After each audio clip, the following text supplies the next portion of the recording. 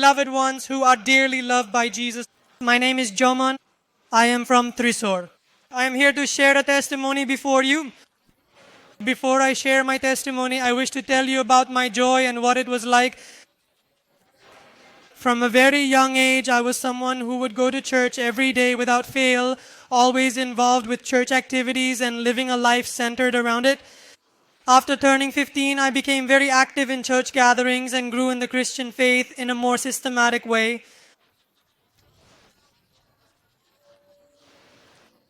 I studied all the teachings of the church, including CCC from the UK, and tried to live according to them.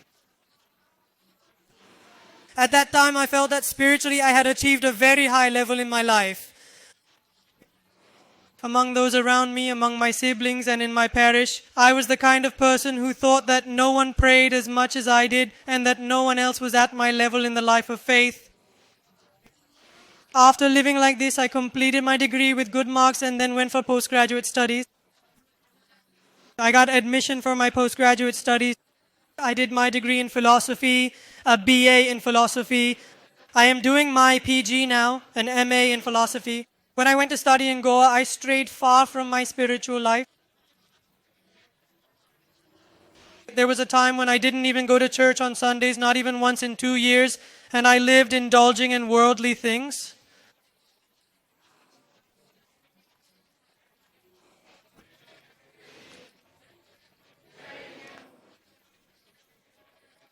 Looking back at my life, there was no great wisdom or understanding.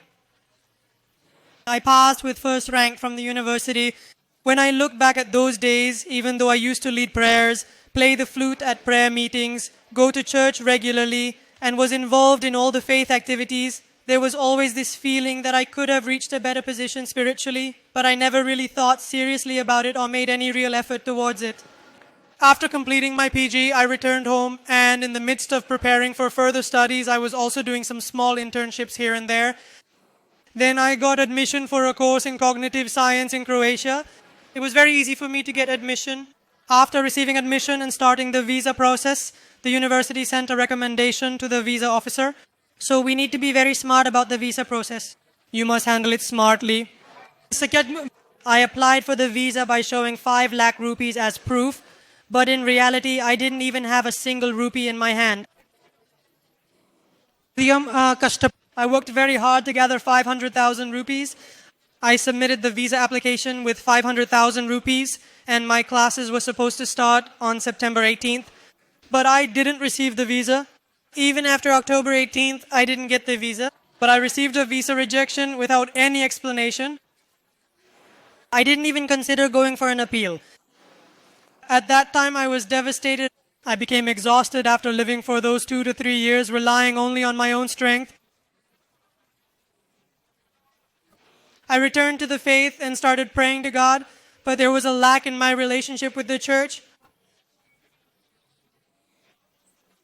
I prayed to God, but still questioned the necessity of regular church attendance and participation in the faith community.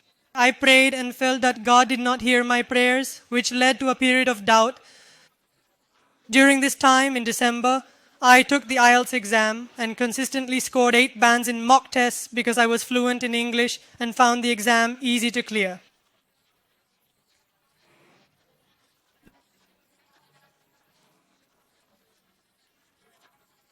In my first attempt at the IELTS exam, apart from the reading module, all other modules were easy for me. In the reading module, I had difficulty with a particular section. In the reading module, I was only able to attempt 4 questions. I couldn't attempt the rest of the questions. It's almost impossible to answer all 32 questions correctly. So I didn't get a good band score as I had expected. When I returned home after the exam, my mother and sister were waiting for me anxiously while I was disappointed with my performance. And then everyone at home was waiting anxiously to hear what happened. But I was really cool about it, thinking even if I didn't get it this time, I could just retake the test and pass easily without any worry. When I spoke to my mother, she encouraged me to testify, saying I would pass the exam with good marks next time. I told mother-in-law in a casual manner that I wasn't ready to testify, but you'll pass this exam with good marks. I told mother-in-law in a casual manner that I wasn't ready to testify, but you'll pass this exam with good marks. When the result came, I was attending a conference in Bombay and it arrived on time. When the result came, I had a 7-band score, an overall 7-band score, with reading being a 7-band score, reading L, a 7-band score in the academic test. When I lead, those corrected questions should be right, and I must correct and change them properly. At that time, I was extremely happy, feeling a surge of devotion and faith towards Mother. But when I returned to my country, I was unable to take the vow. I came back and prayed, tried to take the vow. But later this year, efforts for academic admissions were required. ഫ്രാൻസിലും ഇറ്റലിയിലുമുള്ള വലിയ യൂണിവേഴ്സിറ്റികളിൽ I applied to major universities in France and Italy, and last year's university was ranked 1,200 in the QS World Ranking. I arrived in Croatia. This year, with Mother's blessing, I got admission for a master's course at the University of Milan, which is ranked 250th in the QS World Ranking. Admission was granted, and now the remaining task is our visa processing. I know the difficulties from the last time. That's when the real tension sets in. Until taking the admission, I didn't have much tension or issues. I was completely sure that I wouldn't walk around timidly. I came here. I took the vow. I took the vow and prayed. This is a prayer I made as part of my vow. I prayed that all my visa processing necessary documents are correct and that I receive a scholarship to study in Milan. This was the first task in my vow. There were additional intentions in this vow. There were other tasks as well. It was after making this vow that I went and prayed. Related to our Milan visa, 2 main documents are the pre-enrollment summary and a certificate called DOV. 2 weeks before taking this vow, I applied for this pre-enrollment. We can apply to a university only once a year. The university will give us a list of certain documents. We need to upload these on Milan, Italy's website. Then the university will verify it and give us a certificate. The university mentioned 5 certificates. Due to my carelessness, I only submitted 1 certificate correctly, and the remaining 4 were submitted incorrectly. Once submitted, we cannot edit it. I cried and prayed to Mother. Mother, when I came to take the vow, I cried and prayed, Mother, please elevate this for me. Because only if this is correct can I apply for the next certificate, DOV. Only after receiving the DOV can I apply for a visa. അപ്പോൾ ഞാൻ ഇങ്ങനെ പ്രാർത്ഥിച്ചുകൊണ്ടിരുന്നു. ഞാൻ ഉടമ്പടി എടുത്ത് 5-ാമത്തെ ദിവസം എനിക്ക് pre enrolment summary വന്നു, എനിക്ക് മെയിലായിട്ട് വന്നു. അപ്പോൾ എനിക്ക് ഒത്തിരി സന്തോഷമായി. ഇനി പക്ഷേ അടുത്ത പ്രശ്നം വെച്ചിട്ടുണ്ടെങ്കിൽ ഞാൻ VFSൽ വിസ സബ്മിറ്റ് ചെയ്യാനുള്ള ഡേറ്റ് എടുത്തിരുന്നു. ആ ഡേറ്റ് എന്ന് പറയുന്നത് ഈ പ്രീ എൻറോൾമെൻറ്റിൻ്റെ ലിസ്റ്റ് വന്നതിൻ്റെ അടുത്ത ആഴ്ചയിൽ വെള്ളിയാഴ്ചയായിരുന്നു, 27-ാം തീയതി. പക്ഷേ ഞാൻ DOVക്ക് അപ്ലൈ ചെയ്യണം. DOVയുടെ ഒരു മിനിമം ഡേയ്സ് എന്ന് പറയുന്നത് 21 ദിവസം മുതൽ 30 ദിവസം വരെയാണ് നമ്മൾ അപ്ലൈ ചെയ്ത് നമുക്ക് കിട്ടുക. അപ്പോൾ ഞാൻ DOVക്ക് അപ്ലിക്കേഷൻ വെച്ചു.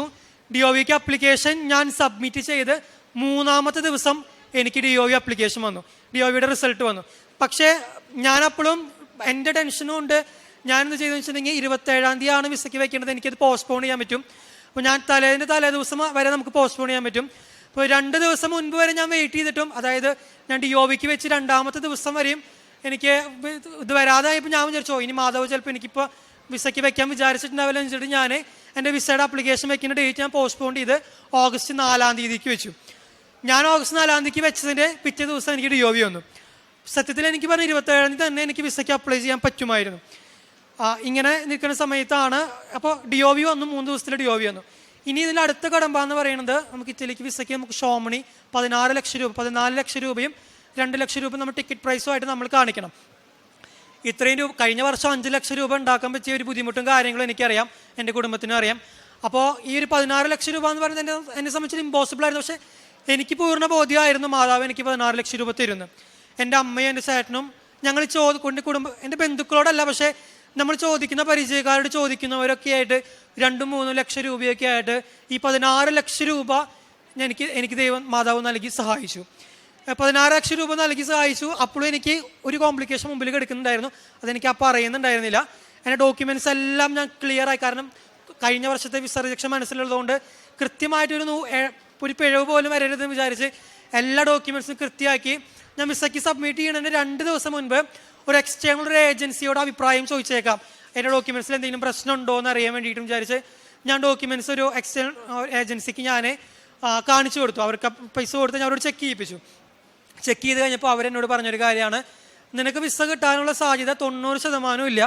കാരണം എന്താണെന്ന് വെച്ചിട്ടുണ്ടെങ്കിൽ ഇച്ചിരിയുടെ നിയമം അനുസരിച്ച് നമ്മുടെ ഷോമണി 16 ലക്ഷം രൂപ നമ്മൾ കാണിക്കണത് അതിൻ്റെ കൃത്യമായൊരു ഇൻകം സോഴ്സ് നമുക്ക് കാണിക്കാൻ പറ്റണം. ഈ ഇൻകം സോഴ്സ് നമ്മുടെ വരുമാനത്തിൽ നിന്നോ അല്ലെങ്കിൽ നമ്മുടെ പേരൻസിൻ്റെയോ ലോക്കൽ ഗാർഡിയൻ്റെയോ വരുമാനത്തിൽ നിന്ന് അതിൻ്റെ അനുസൃതമായിട്ടുള്ളതായിരിക്കണം. എനിക്ക് തന്നിരിക്കുന്ന 16 ലക്ഷം മാതാവ് എന്താണ്, എനിക്ക് പറയാനുള്ള സോഴ്സ് എന്ന് പറയുന്നത് മാതാവാണ്. അപ്പോൾ അവരെന്നോട് ഇങ്ങനെ പറഞ്ഞപ്പോൾ ഞാൻ അവരോട് പറഞ്ഞൊരു ഇതാണ്, എൻ്റെ സോഴ്സ് ദൈവമാണ്, എനിക്ക് ആ ദൈവം ഇത് നടത്തി തരും, ശരിയാക്കി തരും എന്ന് പറഞ്ഞു. അപ്പോൾ അവർ പറഞ്ഞു നിൻ്റെ വിശ്വാസം പോലെ ചെയ്തോ എന്ന് പറഞ്ഞിട്ട് അവരെനിക്ക് തിരിച്ചു തന്നു. ഞാൻ കൃത്യം 4-ാം തീയതി ഡോക്യുമെൻറ്റ്സ് സബ്മിറ്റ് ചെയ്തു. ഡോക്യുമെൻറ്റ്സ് സബ്മിറ്റ് ചെയ്യുന്ന അന്ന് തന്നെ വിസ ഓഫീസറുമായിട്ട് എംബസിയിൽ എനിക്ക് ഇൻ്റർവ്യൂ ഉണ്ടായിരുന്നു. ഇൻ്റർവ്യൂ നടക്കുമ്പോഴും വിസ ഓഫീസറും ഇങ്ങനെ എല്ലാ ചോദ്യങ്ങളും ചോദിച്ചു വന്ന് അവസാനം കൊണ്ട് പറഞ്ഞു. ഷോമണിയുടെ കാര്യം എത്തിയപ്പോൾ വിസ ഓഫീസർ എൻ്റെ അടുത്ത് പറഞ്ഞു, നിനക്ക് വിസ കിട്ടാനുള്ള സാധ്യത വളരെ കുറവാണ്. ആൾ പറഞ്ഞു ഇത് പറയാൻ പാടില്ല, പക്ഷെ ഞാൻ ഫ്രാങ്കായി പറയുകയാണ്, ഇത് കിട്ടാൻ സാധ്യതയില്ല. കാരണം ഇറ്റലിയുടെ നിയമം അത്രയും സ്ട്രോങ് ആണ് ഫിനാൻഷ്യൽ മാറ്റേഴ്സിൻ്റെ കാര്യത്തിൽ. ഞാൻ അവരോടൊന്നും പറഞ്ഞില്ല, ഞാൻ താങ്ക് യു പറഞ്ഞ് ഇൻ്റർവ്യൂ കഴിഞ്ഞു. ഞാൻ പ്രാർത്ഥിച്ചുകൊണ്ടിരുന്നു.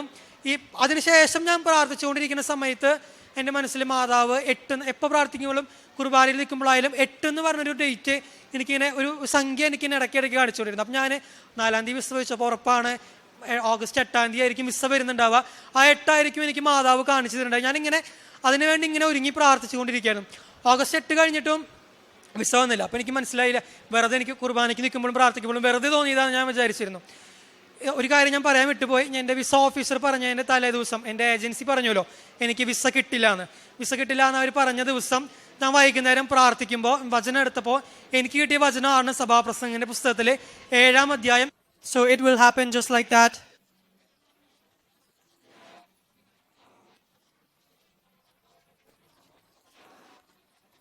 I prayed like this, and the Tuesday before I was able to overcome, I was doing covenant meditation at home and praying along with covenant meditation on YouTube.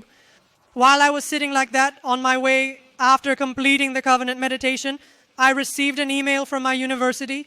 The University of Milan granted me a scholarship of 800,000 rupees as part of the Excellence Scholarship for International Students. This 800,000 rupees is for the first year. For the second year, this will be renewed and I will receive another 800,000 rupees. So as far as I was concerned, I didn't realize it was such a large amount. But when Mother granted the scholarship, I was that happy.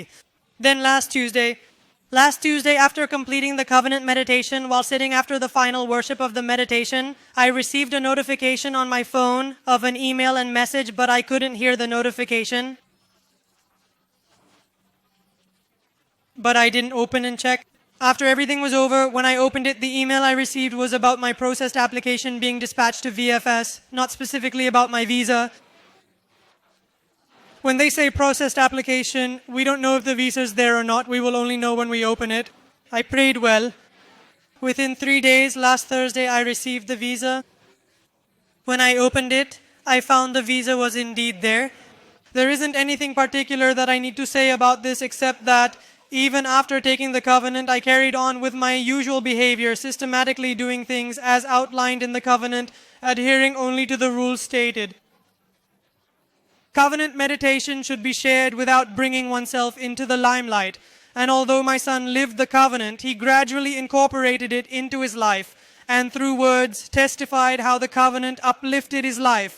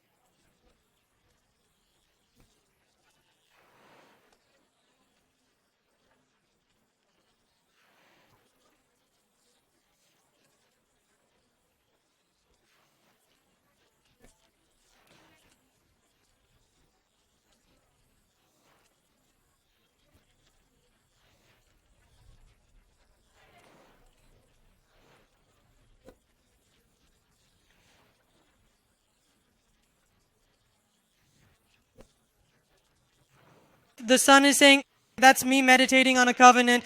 May it be for sharing those covenant testimonies. Let it be the courage I had to hand out the covenant grace leaflet to others. Both of these severely diminished my status. My friends, my peers, all of them had built up an image of me among them. Those two actions of mine greatly shattered that image and became a reason for them to mock me. But the strong faith I had in the mother and the firm conviction that Jesus would bless my life and lead me by hand, that is what made me decide to completely surrender my life to Jesus.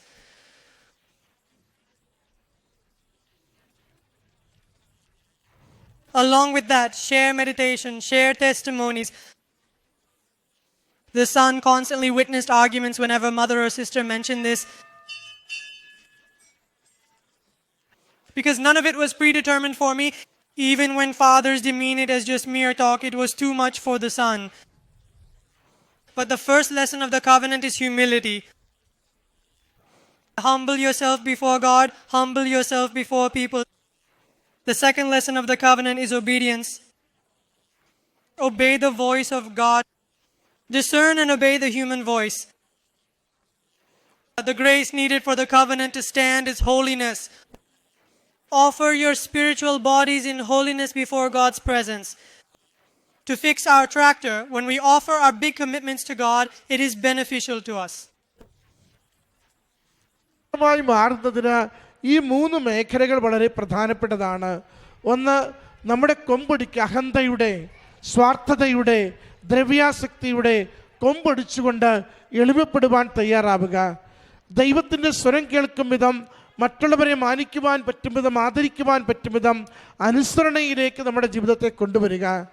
നമ്മുടെ ആസക്തികളെയും നമ്മുടെ തഴക്കദോഷങ്ങളെയും പാപബന്ധനങ്ങളെയും ഉപേക്ഷിച്ചുകൊണ്ട് ജീവിതത്തെ ശുദ്ധീകരിച്ചുകൊണ്ട് ദൈവസന്നിധിയിൽ സമർപ്പിക്കുമ്പോഴാണ് ഉടമ്പടി അതിൻ്റെ കെട്ടുകൾ പൊട്ടിച്ച്, ഉടമ്പടി നമ്മുടെ ജീവിതത്തിൻ്റെ എല്ലാ ക്രാക്സും മാറ്റിക്കൊണ്ട് നമുക്കത് സ്മൂത്തായി അനുഗ്രഹത്തിന് കാരണമാവുക. അതിന് സാക്ഷ്യമാണ് മകൻ ഈ അൾത്താരയിൽ പങ്കുവെച്ചു കൊണ്ടിരുന്നത്. അവനെപ്പോൾ ഉടമ്പടി ധ്യാനം കഴിഞ്ഞ് എല്ലാവർക്കും വേണ്ടി ധ്യാനം ഷെയർ ചെയ്തു തുടങ്ങിയോ, ആ നിമിഷം അവൻ്റെ വിസ പ്രോസസ്സ് ഓരോന്നും ശരിയായിക്കൊണ്ടിരുന്നു. ധ്യാനത്തിലൂടെ അവന് കുറച്ച് ദിവസം പ്രാർത്ഥിക്കുമ്പോൾ 8 എന്നൊരക്കം അവൻ്റെ ചെവിയിലുണ്ട്. എന്താണെന്നത് അറിയത്തില്ല. അത് ഉടമ്പടിയുടെ പ്രത്യേകതയാണ്. ഉടമ്പടി എപ്പോഴും കമ്മ്യൂണിക്കേറ്റ് ചെയ്യുന്നതാണ്, സന്ദേശം കൈമാറുന്നതാണ്. ഉടമ്പടിയിൽ നമുക്കൊരു സന്ദേശം കിട്ടിയാൽ, ഒരു സ്വപ്നം കിട്ടിയാൽ, ഒരു വാക്ക് കിട്ടിയാൽ, ഒരു ദർശനം കിട്ടിയാൽ അത് നമ്മുടെ നിയോഗവുമായി ബന്ധമുണ്ടാവും, നിയോഗത്തിൻ്റെ ഫലത്തിലേക്ക് നമ്മളെ നയിക്കുന്നതായിരിക്കും. മകൻ അതാണ് പറയുന്നത്. പല തവണ 8 എന്ന് കിട്ടി. എന്താണ് 8 എന്ന് എനിക്ക് മനസ്സിലായില്ല. പിന്നീട് രണ്ടാമത്തെ ഉടമ്പടി ധ്യാനം ഞാൻ ഷെയർ ചെയ്ത് കഴിയുമ്പോൾ ഞാനത് തിരിച്ചറിഞ്ഞു. 8 ലക്ഷം രൂപയുടെ സ്കോളർഷിപ്പ് എനിക്ക് അനുവദിക്കുന്നുവെന്ന്. ദൈവം എന്നും അനുഗ്രഹിക്കുവാൻ ധാരാളിയാണ്. സമൃദ്ധമായി അനുഗ്രഹിക്കുക ദൈവത്തിൻ്റെ രീതിയാണ്. നമ്മൾ ദൈവത്തിന് പറ്റുന്ന വിധത്തിൽ ട്യൂൺഡായാൽ ദൈവം നമ്മുടെ ജീവിതത്തെ ഓരോ ജംഗ്ഷനുകളിലും, പ്രതിസന്ധിയുടെ ഓരോ അവസ്ഥകളിലും നമ്മളെ അനുഗ്രഹിച്ചുകൊണ്ട് ജീവിതം മുന്നോട്ട് കൊണ്ടുപോകുവാൻ സഹായിച്ചു കൊണ്ടിരിക്കും. ഈ മകൻ്റെ വാക്കുകൾ നമ്മൾ വളരെ ശ്രദ്ധയോടെ കേട്ടതാണ്. അവൻ്റെ ചുറുചുറുക്ക്, അവൻ്റെ ദൈവത്തിലുള്ള ആശ്രയത്വം, ദൈവം കരം പിടിച്ച് നടത്തിയത്, അവൻ്റെ ജീവിതത്തെ സുരക്ഷിതമായി വലിയൊരു തീരത്തെ കണയ്ക്കുന്നത്, അതൊക്കെ അവൻ പങ്കുവെച്ചു. പ്രിയമുള്ളവരെ, ഉടമ്പടി ജീവിക്കുക എളുപ്പമാണ് എളിമയുള്ള മനസ്സുണ്ടെങ്കിൽ. ഉടമ്പടി നിലനിൽക്കുക എളുപ്പമാണ് ദൈവസ്വരം കേൾക്കുന്ന വിധേയത്വമുള്ള അനുസരണത്തിൻ്റെ ഒരു മനസ്സുണ്ടെങ്കിൽ. ഉടമ്പടിയുടെ അനുഗ്രഹം പ്രാപിക്കുക എളുപ്പമാണ് വിശുദ്ധിയോടുകൂടി ദൈവസന്നിധിയിൽ വ്യാപരിക്കുമെങ്കിൽ. അതാണ് ഈ മകൻ നമ്മളോട് പങ്കുവച്ചതിൻ്റെ ചുരുക്കം. അമ്മ മാതാവിനും തിരുക്കുമാരനും നന്ദി പറഞ്ഞുകൊണ്ട് ഈ സാക്ഷ്യം ദൈവസന്നിധിയിൽ കരങ്ങളടിച്ച് അത്യപൂർവ ദൈവാനുഭവങ്ങൾ ഇനി നിങ്ങൾക്കും സ്വന്തം. ഈ യൂട്യൂബ് ചാനൽ ഇതുവരെ സബ്സ്ക്രൈബ് ചെയ്തിട്ടില്ലെങ്കിൽ ഇപ്പോൾ തന്നെ സബ്സ്ക്രൈബ് ചെയ്യുക. ഈ വീഡിയോ ഇപ്പോൾ തന്നെ നിങ്ങളുടെ സുഹൃത്തുക്കൾക്ക് ഷെയർ ചെയ്തുകൊണ്ട് കർത്താവിൻ്റെ പ്രേക്ഷിതരാകുക.